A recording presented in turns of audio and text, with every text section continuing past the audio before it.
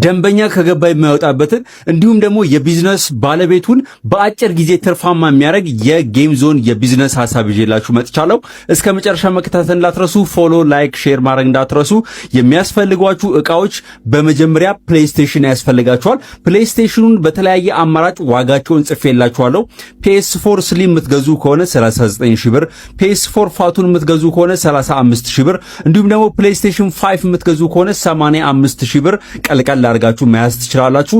እንዲሁም ደግሞ ቴሌቪዥን 43 ኢንች የምትገዙ ከሆነ በተለያየ ብራንድ አሉ 46 ሺህ ብር ማግኘት ትችላላችሁ። እንዲሁም ደግሞ ቴሌቪዥኑ መስቀያ 1500፣ እንዲሁም ደግሞ የፕሌይስቴሽን መጫወቻ ሶፋዎችን በ5000 ብር ለአንድ ፕሌይስቴሽን መጫወቻ መግዛት ትችላላችሁ። የፈለጋችሁትን ያህል ፕሌይስቴሽን በቂ ይሆናል ብላችሁ የምታስቡትን ከገዛችሁ በኋላ ከፕሌይስቴሽኑ ባሻገር የፑል ቴብል ያስፈልጋችኋል። አዲሱን የፑል ቴብል 125000 እስከ 145000 ብር ታገኛላችሁ። እንዲሁም ደግሞ ዩዝድ ወይም ደግሞ አሮጌ ከፈለጋችሁ 45000 ጀምሮ እስከ 70000 ብር ታገኛላችሁ። እንዲሁም ደግሞ ኪራይ ልከራይ ካላችሁ በጣም አሪፍ ነው፣ እሱ እስከ 2000 ብር ማግኘት ትችላላችሁ። ትራንስፖርት 2000፣ እንዲሁም ደግሞ ፑሉን ለማስተከል እንዲሁም ደግሞ ለማደስ እስከ 5000 ብር ይፈጃል። ለሰራተኛ ፕሌይስቴሽኑን እንዲሁም ደግሞ ፑል የሚያጫውትላችሁ 5000 ብር፣ ሁለት ሰራተኛ ብትቀጥሩ 10000 ብር ይፈጅባችኋል። ለኢንቴሪየር ዲዛይን ራሳችሁ ከሰራችሁ ይህንን ዋጋ በከባዱ መቀነስ ትችላላችሁ። ሌሎችን ካሰራችሁ ግን ለላይት ፕሌይስቴሽንና የጌም ዞኑን ሰፓሬት ለማድረግ የተለያዩ ወጪዎች ስለሚኖርባችሁ ከ50 ሺህ ብር ጀምሮ ልታወጡ ትችላላችሁ። የሚከራይ ቤት እንደየቦታው ይለያያል፣ እሱን ሙሉት። ነገር ግን ከ30 ሺህ ብር እስከ 40 ሺህ ብር ሰፋ ያለ ቦታ ማግኘት ትችላላችሁ። ወንበር ቀልቀል አድርጋችሁ ከያዛችሁ የላስቲኩን ወንበር የባለጌ ወንበር ቀልቀል አድርጋችሁ ከያዛችሁ እስከ 30 ሺህ ብር ታወጣላችሁ። ምናልባት ይሄንን ቢዝነስ ለመጀመር የምትፈልጉ ሰዎች ብር የሚላችሁ ጥያቄ ካለ ኮሜንት ሴክሽን ላይ ድሮፕ አድርጉልኝ። ጥያቄዎችን ሁሌ እመልሳለሁ። ይሄንን ቪዲዮ ላይክ፣ ፎሎ፣ ሪፖስት ማድረግ እንዳትረሱ። ቢዝነስ ስትጀምሩ ቢዝነሳችሁን የምትከፍቱበት ቦታ ለትርፋማነታችሁ ከፍተኛ ሚና ይጫወታል። ዛሬ በዚህ ቪዲዮ ላይ 4 የቢዝነስ ሐሳቦችና የት ቦታ መክፈት እንዳለባችሁ ይዤላችሁ መጥቻለሁ። የመጀመሪያው ባስ ስቶፕ ወይም ደግሞ መናኸሪያ አካባቢ ምግብ ቤት ወይም ደግሞ ጁስ ቤት ብትከፍቱ በጣም አዋጭ ነው። ሁለተኛ ላውንደሪ ወይም ደግሞ የልብስ እጥበት አፓርታማ ወይም ደግሞ ኮንዶሚኒየም አካባቢ ብትከፍቱ ሞር አዋጭና ትርፋማ ነው።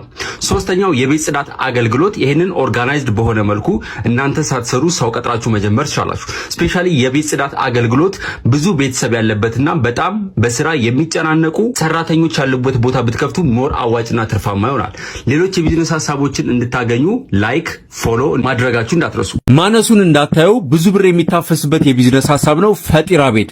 ይህንን ቢዝነስ ለመጀመር ምን ያስፈልጓቸዋል እንዲሁም ደግሞ ዋጋቸው ስንት ነው የሚለውን ዛሬ በዚህ ቪዲዮ ላይ የምናየው ይሆናል። የሚያስፈልጓችሁ እቃዎች የመጀመሪያ የፈጢራ መስሪያ ግሪል ያስፈልጋቸዋል። ይህንን ግሪል ገበያ ላይ ከ80 ሺህ ብር ጀምሮ ማግኘት ትችላላችሁ። እንዲሁም ደግሞ ትኩስ ነገር ከፈጢራ ባለፈ መስራት የምትፈልጉ ከሆነ ለምሳሌ ቺፕስ፣ ፈላፈል፣ አሳምቡሳ እነዚህን ለመጥበስ የሚያገለግላችሁን ማሽን እስከ 10500 ብር ማግኘት ትችላላችሁ። እንዲሁም ደግሞ የመብያ ሳህኖች፣ ቢላ፣ ሹካ፣ ማገላበጫ እንደዚህ አይነት ጥቃቅን የሆኑ ወጪዎች እስከ 12000 ብር ኮስት ያደርጋቸዋል። ከዛ ባለፈ ደግሞ ትኩስ ነገር ወይም ደግሞ ውሃ የሚጠጣበት መጠጫ ብርጭቆ ከሆነ 5500 ብር 12 ፒሱ ማግኘት ትችላላችሁ። እንዲሁም ደግሞ ትናንሽ ሲኒዎች ለትኩስ ነገር እስከ 6000 ብር ማግኘት ትችላላችሁ። እንዲሁም ደግሞ ፈጢራ የምትሰሩበትን ጠረጴዛ በተለያየ አይነት ሳይዝ ማሰራት ትችላላችሁ። ነገር ግን ከ8000 ብር ጀምሮ በምትፈልጉት ሳይዝ ማሰራት ትችላላችሁ። እንዲሁም ደግሞ የፕላስቲኩ ጠረጴዛና ወንበር ያስፈልጋቸዋል። ይሄ ከስተመር የሚቀመጥበት የፕላስቲክ ወንበሮች ናቸው። አንዱ የፕላስቲክ ወንበር እስከ 800 ብር ይሸጣል። እንዲሁም ደግሞ የፕላስቲኩ ጠረጴዛ እስከ 900 ብር ይሸጣል። ስለዚህ አንድ ጠረጴዛ ላይ 3 ወንበር ካስቀመጣችሁ እስከ 5 ጠረጴዛ ድረስ ከገዛችሁ እስከ 16500 ብር ወጪ ይኖርባችኋል ማለት ነው። ከዛ ባለፈ ኩስ ነገር የምትሰሩበት የኤሌክትሪክ ምድጃ ያስፈልጋችኋል። ይሄንን ሲምፕሊ ስቶቭ መግዛት ትችላላችሁ። እስከ 4000 ብር ኮስት ያደርጋችኋል። የቤት ኪራይ ያን ያህል አስፈላጊ አይደለም። አነስ ያለ ቤት ካለ በቂ ነው። አነስ ያለ ቤት ሆኖ በረንዳ ያለው ከሆነ ደግሞ ቦነስ ነው፣ እሱ በጣም ምርጥ ነው። ከዛ ባለፈ ደግሞ ዳቦ ቤት አጠገብ ይሄንን ቢዝነስ መጀመር ትችላላችሁ፣ ተነጋግራችሁ በኪራይ ማለት ነው። ሶ ለኪራይ እስከ 10000 ብር ካወጣችሁ በቂ በቂ ነው። ከዛ ባለፈ የሰራተኛ ወጪ ይኖርባችኋል። ቼክ ባረኩት መሰረት የሰራተኛ ወጪ ፋስት ፉድ የሚሰሩ እስከ 5000 ብር ማግኘት ትችላላችሁ። እንዲሁም ደግሞ የውሃና የመብራት ወጪዎችን ጠቅላላ 2000 ብር ልትከፍሉ ትችላላችሁ። ከዛ ባለፈ አላቂ ዕቃዎች ዝርዝር እዚህ ጋር አስቀምጬላችኋለሁ። ለምሳሌ ዱቄት፣ እንቁላል፣ ሽንኩርት፣ ዘይት፣ ቲማቲም፣ ድንች፣ ምስር፣ ቅመማ ቅመሞች፣ ማር፣ ካቻፕ፣ ማዮኔዝ እነዚህንና ሌሎች የተረሱ ካሉ መጨመር ትችላላችሁ። በምትፈልጉት መጠን እስከ 20000 ብር ድረስ ገዝታችሁ አስቀምጣችሁ ሲያልቅ እየጨመራችሁ መግዛት ትችላላችሁ ማለት ነው። ይህንን የፈጠራ ቤት ቢዝነስ ለመጀመር እነዚህ ዕቃዎች ያስፈልጓችኋል። ምናልባት ያልገባችሁ ክሊር እንዲደረግላችሁ የምትፈልጉት ሐሳብ ካለ ዩቲዩብ ላይ በደንብ አብራርቼ ሰርቼላችኋለሁ። ቪዲዮውን ላይክ፣ ፎሎ እንዲሁም ደግሞ ሪፖስት ማድረግ እንዳትረሱ። ቀጣይ ቪዲዮ ላይ እስከምንገናኝ ለአሁኑ በዚሁ ሰናበታችኋለሁ። እንዲሰራላችሁ የምትፈልጉትን ቢዝነስ ኮሜንት ላይ አስቀምጡልኝ። ቢዝነስ ስትጀምሩ ወይም ደግሞ ስትሰሩ በፍጹም ይህንን ስህተት እንዳትሰሩ። ላይክ እና ፎሎ ማድረግ እንዳትረሱ። ዋጋ በመቀነስ ብቻ ደንበኛ እናፈራለን የሚል ቢዝነስ ላይ ትልቅ ውሸት አለ። ዋጋ ስለቀነሳችሁ ብቻ ደንበኞችን ማፍራት አትችሉም። የምታፈሯቸው ደንበኞች ቺፕ የሆነ ከስተመር እንጂ ሎያል ወይም ደግሞ ታማኝ የሆነ ከስተመር አታፈሩም። ይልቁንስ ትርፋችሁ ያሽቆለቀለ ወይም ደግሞ ብራንዳችሁ ደካማ የሆነ ነው የሚመጣው። ደንበኞችን እንዴት እናሸንፍ? ደንበኛን ማሸነፍ ያለባችሁ በምታቀርቡት ቫልዩ እንጂ ዋጋ በመቀነስ አይደለም። ይሄንን ስህተት በፍጹም ቢዝነሳችሁ ላይ እንዳትሰሩ። ሌሎች የቢዝነስ ቲፖችን ስለምንለቅ ላይክ እንዲሁም ደግሞ ሼር፣ ኮፒ ሊንክ፣ ፎሎ ማድረግ እንዳረሱ። ዛሬ 3 ትርፋማ የሆነ የቢዝነስ ሐሳብ ይዤላችሁ መጥቻለሁ። ብራርቼ ወጪውና ምን ያህል ገቢ እንደሚያስገኝ ሙሉ ቪዲዮ እንድሰራላችሁ የምትፈልጉትን የቢዝነስ ሐሳብ ኮሜንት ሴክሽን ላይ አሳውቁኝ። የመጀመሪያው ካርዋሽ ወይም ደግሞ ላቪያጆ ወይም ደግሞ የመኪና እጥበት ስራ ነው። ሁለተኛው የመስታወት ስራ ነው። ለተለያዩ ጥቅሞች የሚሆኑ መስታወቶችን በተለያየ ቅርጽ ማቅረብና ማምረት ነው። ሶስተኛው የቴራዞን ሽያጭ ስራ ነው። የቴራዞንና ሌሎች ተያያዥነት ያላቸው ምርቶች ሽያጭ ስራ መስራት ነው። ይህንንና ሌሎች አዋጭ ቢዝነሶችን እንዲደርሳችሁ ፎሎ ማድረግ እንዳትረሱ። የትኛውን በስፋት የሚያስፈልጉት ዕቃዎች፣ ወጪዎቹ እንዲሁም ደግሞ ገቢው ምን ያህል ነው የሚለውን ኔክስት ቪዲዮ እንድሰራላችሁ በቁጥር አሳውቁኝ። 1 2 ወይም 3 በማለት ኔክስት ቪዲዮ ላይ እስከምንገናኝ ለአሁኑ ቻው። ኔክስት ታይም ትምህርት ቤት አካባቢ ሱፍ ለብሳችሁ ወደ ስራ በምትሄዱበት ጊዜ እነዚህን በትምህርት ቤት አካባቢ ልትጀምሯቸው የምትችሏቸውን የቢዝነስ ሐሳቦች ዝም ብላችሁ አስቧቸው። ስራዋቸው አይደለም፣ አስቧቸው። የሆነ ቀን በእርግጠኝነት ጀምራችሁ ትርፋማ ትሆናላችሁ። አንደኛ ፈጣንና ቀላል ምግቦች ማዘጋጀት ማለትም ፋስት ፉድ፣ ለምሳሌ ቺፕስ ሊሆን ይችላል፣ ኩኪስ ሊሆን ይችላል፣ ጀላቲ ሊሆን ይችላል፣ እርጥብ ሊሆን ይችላል። እነዚህን ቢዝነሶች መጀመር ትችላላችሁ። ስራ ጋይስ አትናቁ። ሱፍ ለብሰው ከሚሄዱ የባንክ ሰራተኞች እነዚህ ቺፕስ ሻጮች በተሻለ ገቢ ስለሚያገኙ። ሁለተኛ ተማሪዎችን ማስጠናት ወይም ደግሞ ቱቲዮር ሴንተር፣ ለምሳሌ ቋንቋ ሊሆን ይችላል፣ ሳይንስ ሊሆን ይችላል፣ ወይም ደግሞ ፈለጣ ያለው ማትስ፣ ፊዚክስ ሰብጀክቶች ሊሆኑ ይችላሉ። ከዛ ባለፈ ሌሎች ልትጀምሯቸው የምትችሏቸውን የማስጠናት ፕሮግራሞች መጀመር ትችላላችሁ። በሶስተኛ ደረጃ የስቴሽነሪ ቢዝነስ ፕሪቪየስሊም ይሄንን ቪዲዮ ሰርቻለሁ። በጣም ትርፋማና አዋጭ ነው። ለብቻ ሌላ ቪዲዮ ሰራላችኋለሁ። ኮፒ ማድረግ፣ መጠረዝ፣ ማሸግ እንዲሁም ደግሞ አንዳንድ የጽህፈት መሳሪያዎች እቃዎችን መሸጥ ሊሆን ይችላል። እነዚህን ቢዝነስ መጀመር ትችላላችሁ። በመጨረሻ ደግሞ ጌም ዞን መጀመር ትችላላችሁ። አጌን ይሄንን በወር እስከ 100,000 የሚሰራ ሰው አውቃለሁ ጋይስ። ይሄንንም ለብቻ ቪዲዮ የሚሰራላችሁ ይላል።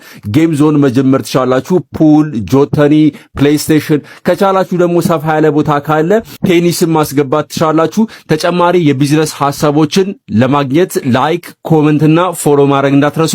ቀጣይ ቪዲዮ ላይ ሌሎች የቢዝነስ ሐሳቦችን እንወያያለን። ጭንቅላታችሁ ሁሌ ሊያስብ የሚገባው ስለ ቢዝነስ ነው፣ ወደፊት ስለማደግ ነው። ብር የለኝም ብላችሁ አታስቡ። ምክንያቱም በትናንሽ ወጪ ልንጀምራቸው የምንችላቸውን የቢዝነስ ሐሳቦችን እንወያያለን። ፎሎ ብቻ ማድረግ እንዳትረሱ። ቀጣይ ቪዲዮ ላይ እስከምንገናኝ ለአሁኑ ቻው። ሞደርን ኮፊ ሃውስ ወይም ደግሞ ቀለል ያለች የጀበና ቡና ቢዝነስ ለመጀመር ከፈለጋችሁ ይህንን ቪዲዮ እስከ መጨረሻው መጨረስ እንዳትረሱ። ምን ዕቃ ያስፈልጋል እንዲሁም ደግሞ ዋጋቸው ምን ያህል ነው የሚለውን እስከ መጨረሻው የምናይ ይሆናል። እንደዚህ አይነት ሞደርን የኮፊ ሃውስ ቢዝነስ መጀመር ከፈለጋችሁ የሚያስፈልጉት ዕቃዎችን በዚህ ቪዲዮ ላይ አብረን የምናይ ይሆናል። በመጀመሪያ ሪሰፕሽን ባንኮን ያስፈልጋችኋል። ለሻይ ወይም ደግሞ ለቡና የምትጠቀሟቸውን ዕቃዎች የምትደረድሩበት የምታስቀምጡበት ዕቃ ከ13000 እስከ 18000 ብር ማግኘት ማግኘት ትችላላችሁ። እንዲሁም ደግሞ በሁለተኛ ደረጃ ወንበር እና ጠረጴዛ ያስፈልጋችኋል። ይሄን ወንበርና ጠረጴዛ እንደየምርጫችሁ ማሰራት ትችላላችሁ። ለምሳሌ የባለጌ ወንበር መጠቀም ከፈለጋችሁ ለምሳሌ 4 የምትጠቀሙ ከሆነ አንዱ ዋጋው 3000 ነው። 3000 ሲባዛ በ4 12000 ይሆናል። እንዲሁም ደግሞ ጠረጴዛውንም ካልኩሌት ማድረግ ትችላላችሁ። አንድ ጠረጴዛ ለ4 ወንበር መጠቀም ትችላላችሁ። አንዱ ጠረጴዛ 1500 ብር ያስፈልገዋል። ሶ ለጠረጴዛ 1500 ብር ታወጣላችሁ። እንዲሁም ደግሞ አጫጭር ወንበሮችን የምትጠቀሙ ከሆነ አንዱ አጠር ያለች ወንበር 1000 ብር ነው የሚሸጠው።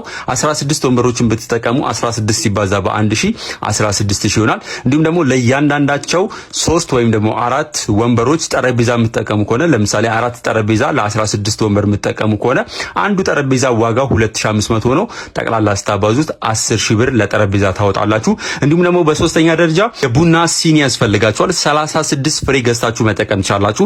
36 ፍሬው ኤስቲሜት 1500 ብር ነው። በአራተኛ ደረጃ የቡና ጀበና ያስፈልጋችኋል። 3 ጀበና መጠቀም ትችላላችሁ። ሶስቱን በ1500 ብር እያንዳንዳቸው 500 ብር ማግኘት ትችላላችሁ። እንዲሁም ደግሞ ሻይ ለማቅረብ የሚጠቅሙ እቃዎች አሉ። የሻይ ብርጭቆ፣ ማጥለያ፣ ማንኪያ እነዚህ በጠቅላላው እስከ 6000 ብር ይፈጁባቸዋል። ከዛ ባለፈ በስድስተኛ ደረጃ ቡና ወይም ደግሞ ሻዩን የምታፈሉበት ምድጃ ወይም ደግሞ ስቶቭ ያስፈልጋቸዋል። ባለ ሁለት ስቶቭ 3800 ብር ነው የሚሸጠው። እንዲሁም ደግሞ የከሰል ምድጃ መጠቀም ትችላላችሁ። ሁለት የከሰል ምድጃ የምትገዙ ከሆነ 2 ሲባዛ በ600 1200 ብር የከሰል ምድጃ የምትገዙበት ወጪ ነው። ከዛ ባለፈ ሌሎች ወጪዎች አሉ በየቀኑ ኮንሱም የምታረጓቸው። ለምሳሌ ቡና፣ ሻይ ቅጠል፣ ስኳር፣ ከሰል፣ እጣን እንዲሁም ደግሞ ቅመማ ቅመሞችን በየሳምንቱ ወጪ ልታወጡ ትችላላችሁ። ከዛ ባለፈ ለሰራተኛ የምትከፍሉት ከ4000 እስከ 5000 ደሞዝ አለ። አንድ ሰራተኛ የምትጠቀሙ ከሆነ ቀሪውን እናንተ ሃንድል ማድረግ ትችላላችሁ። በዘጠነኛ ደረጃ ላይ የቤት ኪራይ። ኮፊያው ስትጀምሩ ቦታ በስነ ስርዓት መምረጥ አለባችሁ። የቤት ኪራይ ስትከራዩ ቦታውን በስነ ስርዓት መምረጥ ይኖርባችኋል። ቦታው ለቢዝነሱ በጣም ወሳኝነት አለው። ይህ ስራ የሚሰራው ምርጥ አሪፍ ቦታ ጋገኛችሁ ብቻ የምትጀምሩት ቢዝነስ ነው። ዝም ብላችሁ ገብታችሁ የማይሆን ቦታ ይሄንን ቢዝነስ በፍጹም እንዳትጀምሩ። ደላላ ብዙ ጊዜ አትመኑ። ያው ታማኝ ደላላዎች እንዳሉ ሁላ ሬንት ወጫችሁን ራሳችሁ ሙሉት። ይሄንን ኮፊ